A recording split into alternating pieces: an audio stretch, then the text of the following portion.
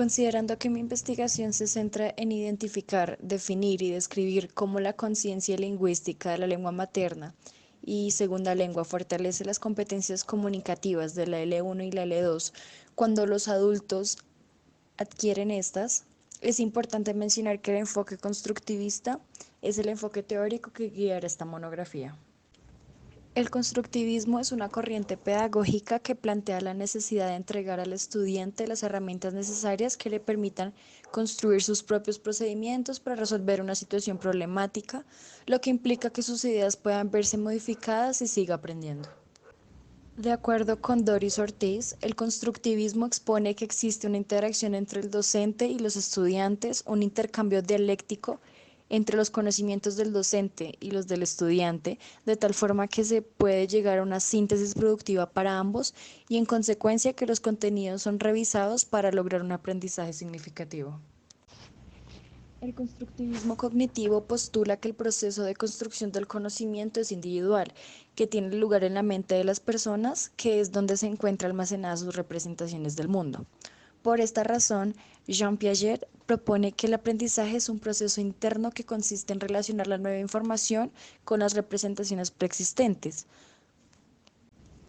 Asimismo, Lev Vygotsky, con su constructivismo sociocultural, afirma que el factor social tiene un papel determinante en la construcción del conocimiento porque el sujeto construye significados actuando en un entorno estructurado e interactuando con otras personas de forma intencional.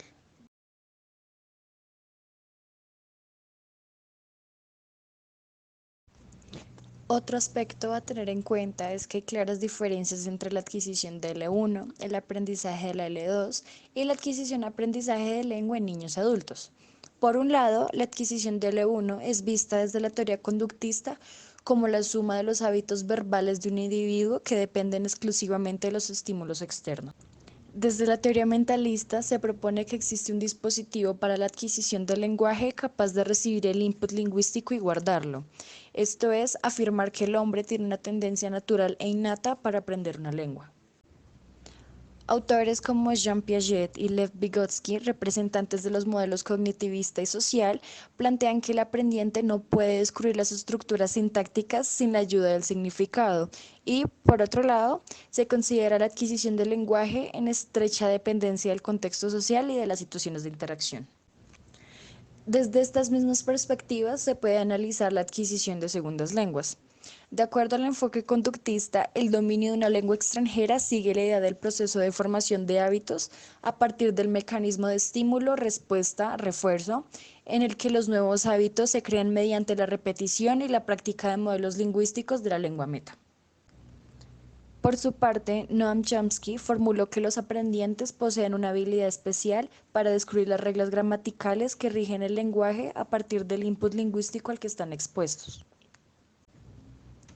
Este fundamento fue difundido por Krashen en su modelo del monitor, en el que se cree que el conocimiento lingüístico y gramatical producto de la enseñanza formal únicamente desempeña la función de guía y corrector de los enunciados en la L2. El constructivismo piagetiano sostiene que existe un proceso de constante contraste entre lo que el aprendiente conoce y los datos que le ofrece el entorno para asimilarlos y acomodarlos a su pensamiento. Igualmente, la perspectiva interaccionista sugiere que es la interacción entre los hablantes la que es fundamental en la adquisición de la segunda lengua y que esta interacción puede tener un lugar entre un hablante experto y uno no experto o entre aprendices que se comunican entre sí. Por otro lado, cuando se habla del aprendizaje o adquisición de lengua, se ha dicho que es en la infancia en donde se puede adquirir o aprender con mayor facilidad y perfeccionamiento que en cualquier otra etapa de la vida. Esto es sugerido por las teorías surgidas en los años 70, como la teoría biológica, que afirman que las funciones lingüísticas se localizan en el hemisferio izquierdo y que durante la infancia ambos hemisferios participan en las funciones lingüísticas. Por esto, resulta mejor aprender una segunda lengua durante la infancia, entre los 4 y los 10 años, puesto que la plasticidad cerebral que caracteriza esta fase del crecimiento del ser humano concluye con la llegada de la pubertad. La psicolingüística explica cómo un niño adquiere la lengua a través de una serie de etapas que se deben dar para lograr el desarrollo y apropiado uso de la lengua.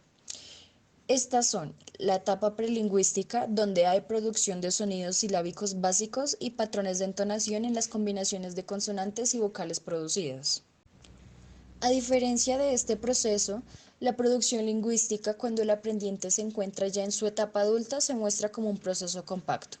En la adultez, el aprendiente tiene mucha más capacidad de concentración que el niño, puesto que es más disciplinado y sus recursos mnemotécnicos son superiores.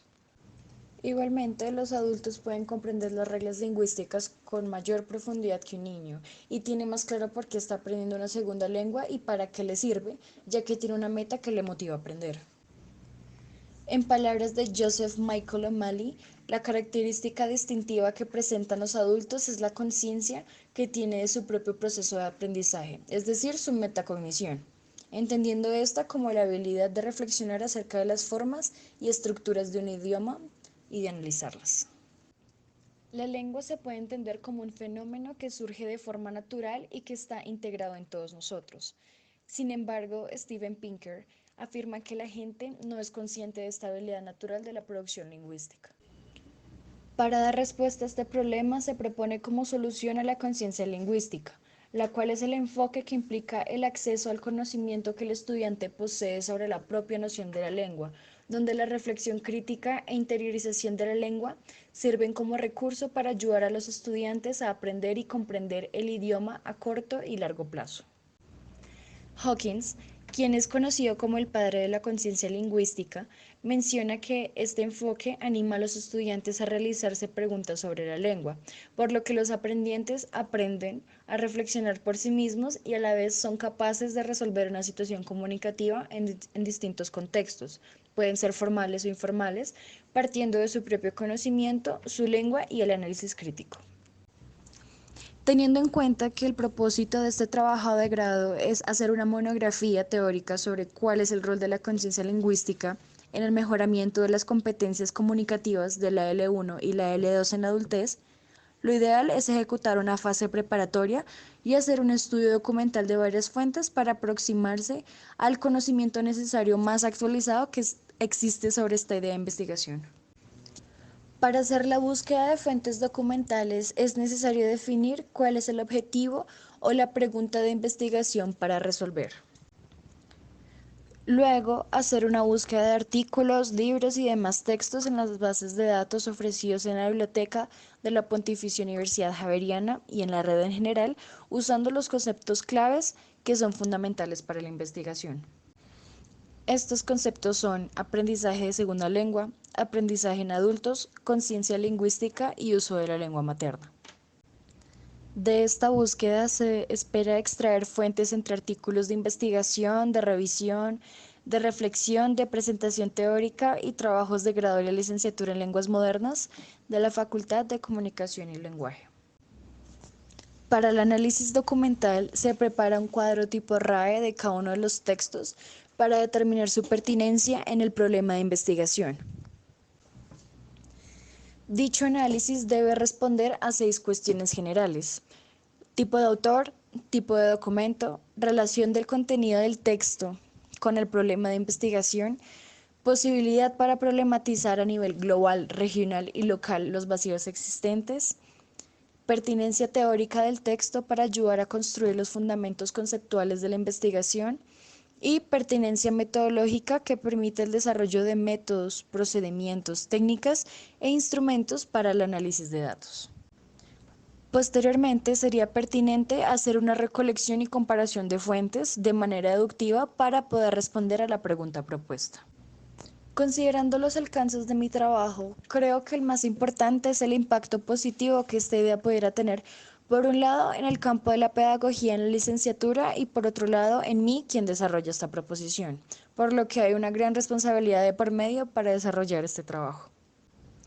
Como sujeto investigador, estoy comprometida a usar mis competencias como investigadora y reconocer mis limitaciones para participar en una investigación que me genere un lazo entre mis intereses y los de la universidad.